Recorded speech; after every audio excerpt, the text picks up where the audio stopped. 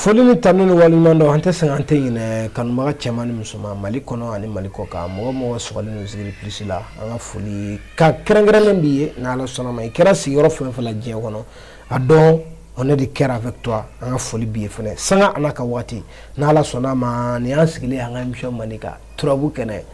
n'ale tɔgɔ fɔra dɔrɔn mɔgɔ bɛɛ de bɛ content parce que turabu yɛrɛ de kɛra fɛn mandi ye bi ni ko ko turabu kɛnɛ dɔrɔn bɛɛ bɛ content kɛrɛnkɛrɛnnenya la émission min bɛ kɛ a balimakɛlaw denkɛ fɛ Sila Gawolo Dia ani professeur Makan Sise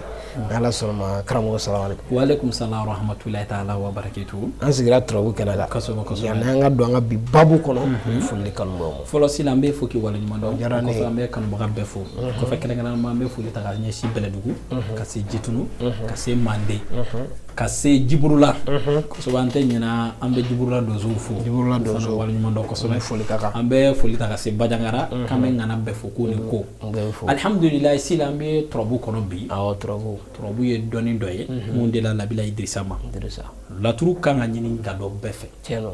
parce que n'i y'a i kan ka don fɛn mun na n'i y'o dɔn walima n kan ka nin ko in kɛ ni y'a kɛ a man di n'a ka di na n'i y'o dɔn i kan k'i ta fan dɔn bamanan ko ten n'i ye donso tun de kungo kɔnɔ b'a ta fan yɔrɔ donc kama laturu ye dɔnni universel dɔ ye mais bi alhamdulillah Sila bi émission in professeur yɛrɛ de bɛna inscription kɛ inscription bi fɛ ka inscription kɛ mun na maa caman bɛ siga la k'a fɔ ko est ce que tiɲɛ yɛrɛ la dalu bɛ nafolo ko la laturu la wa n'i y'a kɛ k'a t'i la Sila bi gariyan kelen mun filɛ ani ɲama sekɛrɛ b'a la nafolo ko la mun t'i falen ɲama kelen ɲama bulu ani gariya ani waribiyen Sila ni waribiyen i yɛrɛ a dalu bi baara kɛ waribiyen de la k'a ci ma mais ni ye tiɲɛ dɔ ye ɲama in bi baara a furamugu de don i b'a kɛ ji la i b'i ko a la i bɛ waribilen bila kun n'i y'a kɛ diɲɛ don o don i bɛ ko dɔ minɛ o don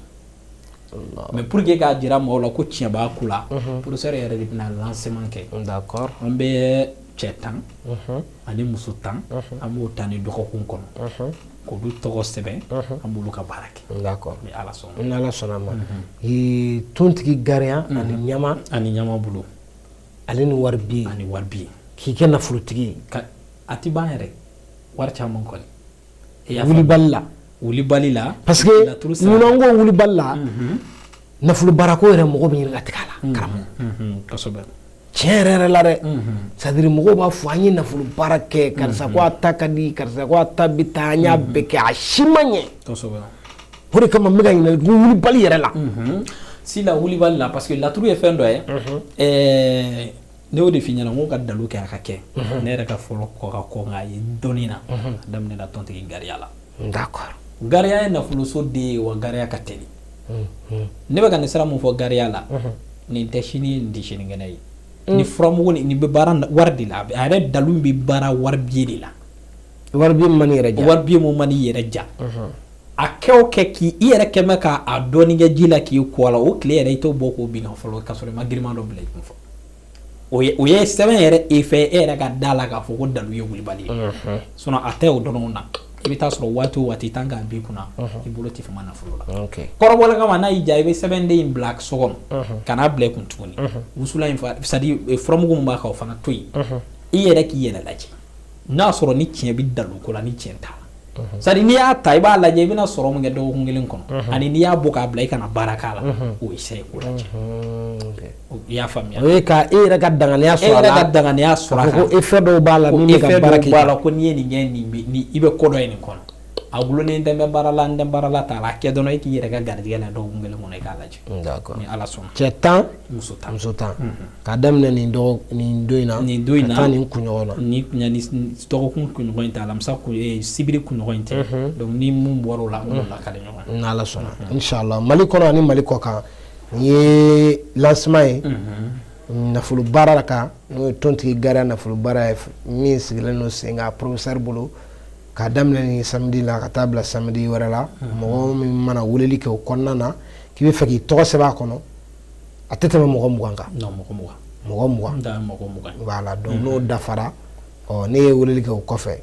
o kɔni o ye ka problème ye sa ni professeur bɛ bɛn o la sa n'o kɛra cogo min na mais mɔgɔ 20 de kɔni bɛ yen n'Ala sɔnna ma i jija i ka ye o mɔgɔ 20 cɛla n balimakɛ n balimamuso i bɛ fɛ ka tɔgɔ sɛbɛn kɛ numéro filɛ nin jaw ɲɛfɛ n'i y'o kongo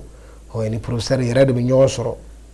kalanden ta mɔgɔ wɛrɛ ta n'i y'a kongo ni professeur yɛrɛ de bɛ kuma da ani da minnu bɛ Mali kɔ k'a bɛ indicatif kɛ 00223 77 18 13 94 n'i y'o kongo ni professeur bɛ ɲɔgɔn sɔrɔ terre à terre kan k'a minɛ ɲɔgɔn da n'Ala sɔnna ma professeur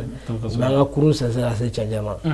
bi turabu kɛnɛ kan parce que an ma a janya n'a sima de don k'a bila n'Ala sɔnna dɔgɔkun nata ni min bɔra a la ani tɔgɔ sɛbɛn minnu kɛra an bɛna o fana fɔ jama ye o tɛ i bɛ dugawu k'a ye an b'a fɔ Allahumma salli ala mawsufi bil karami wal judi Allahumma salli ala sayyidina Muhammad aradan ma fi ilmi la salatan da'imatan bi dawami mulki la al wahidul qahhar subhana rabbika rabbil izzati amma yasifun wa salatu wa salamun ala al mursalin wa alhamdulillahi rabbil alamin